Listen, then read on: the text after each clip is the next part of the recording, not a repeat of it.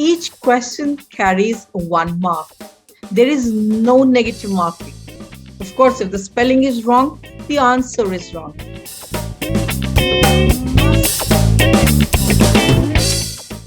Hello, my name is Sunita Kadyan. Welcome to this video on IELTS Reading Test tips. So in the IELTS exam, your listening, reading and writing tests are taken together. Soon after the listening test, which is for 30 minutes, your reading test starts. The reading test lasts for 60 minutes. Now, before we understand some tips about the reading test, we should also know whether it is the same for the academic and the general training students. So, is it the same for the academic and the general training students? No, it is not the same, because the text that you get to read, based on which the questions are to be answered, that text is different for both the academic and the general training students. So what do you get in the IELTS general training reading test? So there are 3 sections in all. In section 1, you get 2 or 3 or several shorter texts which are based on daily life. So they can be as simple as the notices that you read when you go to a park. Now in section 2, you get 2 texts, and both of them are related to the workplace. So they can be about the policies in an organization, or the way you should apply somewhere, or maybe the way one gets leave in an organization. So based on such things, the texts are given to you.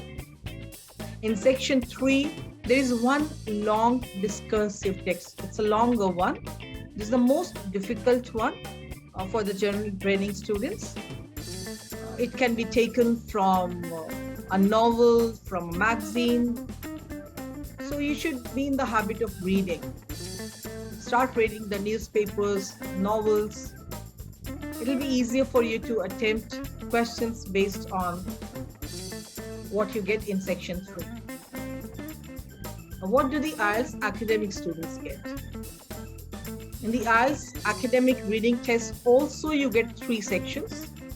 But in each section, there's one long passage of around 900 words. And the text is taken from newspapers, books, journals, and magazines. So it is academic in nature. Obviously, the vocabulary used in the academic reading text is also more difficult when it's compared to the IELTS reading test for the general training students. However, the skills that are tested in both are similar.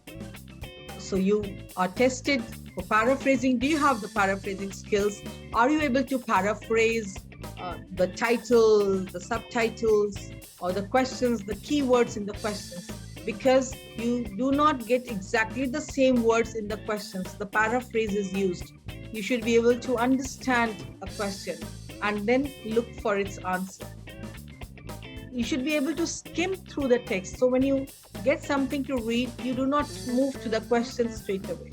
The first step should be to skim the text. Now, when you skim it, how you skim it? Do you read everything for detail, or you just go through it? So you go through the text, you skim it, you understand the layout of the passage, of the text given to you, what is given where. You understand that, and you do it fast. So the skill of speed reading is needed, because you get just 1 hour to read the text given to you in 3 sections and answer 40 questions based on the passages given to you. And after reading the questions, after paraphrasing the keywords in the questions, understanding what is required, if you have to answer that question, you should be able to scan the passage. So sometimes you have to scan only 1 or 2 paragraphs. Sometimes you have to scan the complete text to answer a particular question. So you should understand what these skills are, how they help you to attempt your reading test questions better in the exam. So although the text in both the academic and the general training test is different, the type of questions that you get are similar. So you should understand what those different types of questions are. You should become familiar with the different types of questions. There are about 14 types of questions. Of course, all are not asked in the same exam, maybe 5 to 6, but you should know how to answer those questions. You should understand the strategy. So if you're familiar with the types of questions that you can get in your exam based on the text that you read, you'll be able to attempt the test faster. So what are those different types of questions that you can expect in your reading test? Let's understand those. So the different types of questions include such questions like matching headings questions. So you have to match the heading given to you with the paragraph, with which paragraph, which heading can go. And true, false, not given questions. So based on the facts, they're all factual. Those facts are present or not present in the text given to you. So you have true, false, not given questions. Then yes, no, not given questions. So the author may have an opinion about something, may make a claim about something. So yes, no, and not given questions are all about the attitude of the author towards a particular subject, the opinion of the author for something, and the claim made by the author. So you should pay extra attention to the adjectives, the describing words that the author uses when you have to answer this type of questions. Then you have the sentence completion questions. So you get sentences with 1 or 2 blanks, and you're supposed to write the words that are missing over there.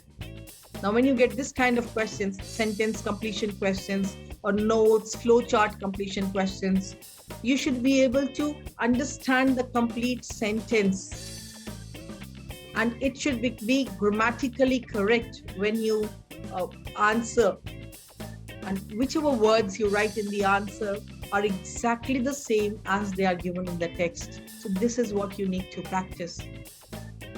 Then the diagram labeling questions. Diagram may be given to you based on the text, and you have to label that diagram.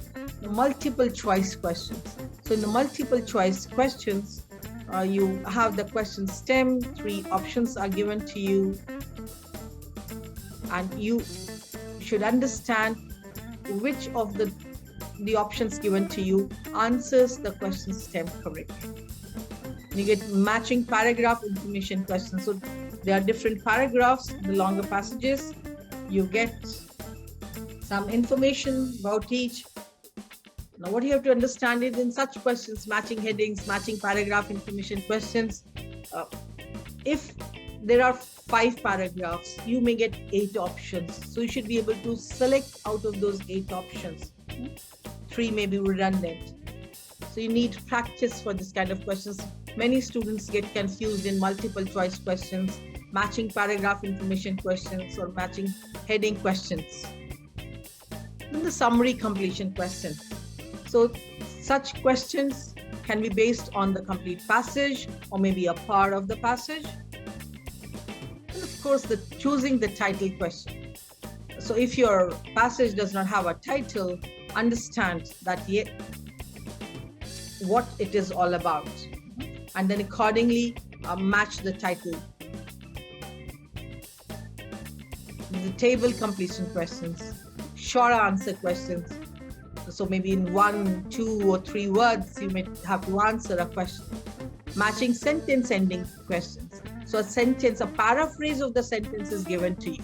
You do not get exactly the same sentence. You do not get it in exactly the same manner. It's paraphrased, and suppose you get 5 questions where the first part of the sentence is given to you. For the second part, that is the sentence ending, you may have 8 options given to you. So you'll have to select out of those and match. Now the list selection questions. So list is given to you, and whatever information you get, you have to match that with the words given to you in the list. And the categorization questions. So to which category? There may be A, B, C, D category. To which category which one belongs? So this kind of questions require a lot of practice. You should understand the strategy. It's all about understanding the strategy, become familiar with that, and then you will be able to do your reading test very well. Okay, so how are these questions assessed? How are you scored in the reading test? Now, each question carries 1 mark. There is no negative marking. Of course, if the spelling is wrong, the answer is wrong. You must attempt all questions. Do not leave any, because there is no negative marking. And based on your correct answers, you get your score. So it may be band score 5, 6, 7, 8, 9, whatever it may be. It will depend upon your score. Now here there is slight variation. It is different for the academic students and different for the general training students. So what is it? We should understand that. So let's understand how are these questions assessed, or how is your score calculated. So how are you assessed? Based on your correct answers. Now it's different for the academic students. So in the academic, if you get 39 to 40 correct answers, you get a band score 9. Whereas in the general training test, you get a band score 9 only if for all 40 answers are correct. You see this difference? Here in the academic, if 37 to 38 are correct, you can get a band score 8.5. Here for 39 correct answers, you get 8.5. Here for 35 to 36 correct, you can get a band score 8. And for general training, for 37 to 38 correct answers, you get a band score 8. For 33 to 34 correct answers in academic, you get 7.5. And in the general training test, you get 7.5 if 36 are correct. If 34 to 35 are correct in general training, you get a band score 7. And you get a band score 7 in the academic test if 30 to 32 are correct. So that means if you are a general training student, you cannot afford to make more than 6 mistakes, 5 to 6 mistakes, because the band score that you require, most of the students require at least a band score 7 in general training test. So you need to practice, understand the strategy so that you can get your desired band score. Always read the instructions carefully. So you get these instructions in your reading test. Answer in no more than 1 word and a number, not more than 2 words, not more than 3 words. Understand the instructions carefully. Now you can answer the questions using all uppercase or lowercase, whatever it may be consistent with it. Do not mix up the two. But yes, if you are planning to use the lowercase, be careful wherever the capital letter is needed. Otherwise, you'll be marked wrong. For instance, if somebody's name is Abraham and you start the name with small a, it'll be marked wrong. Pay attention to spelling. Wrong spelling means wrong answer. For instance, separate. If instead of writing SEPARATE, you write SEPERATE, your answer will be considered wrong. So pay attention to spelling. Let's understand a few important tips that you should keep in mind while taking the IELTS reading test. Read the title or the heading carefully, because the title of the passage tells you what that passage is about. So you'll have an idea about what you're going to read. And skim through the passage fast. So your skill of skimming is needed over here. And of course, speed reading. Read through it fast, like skim through it fast, understand the layout of the text. And as you read it, underline the names, dates, and numbers. If you're planning to take the computer delivered test, you can highlight. And whatever you read, you summarize that information in 2 or 3 words for each paragraph. Make your notes. Then read the questions. When you read the questions, understand the keywords. And according to the information needed to answer that question, you scan the passage and get the information. But remember, no question is worth a lot of your time. Do not take more than 1 minute for answering any particular question. If you think you are taking more than that, leave that question, move on to the next one, come back to it later on. You need a lot of practice tests. So do practice tests if you're preparing on your own. Analyze them. Understand why you're getting a particular answer wrong every time you attempt that kind of question. Thank you for watching this video.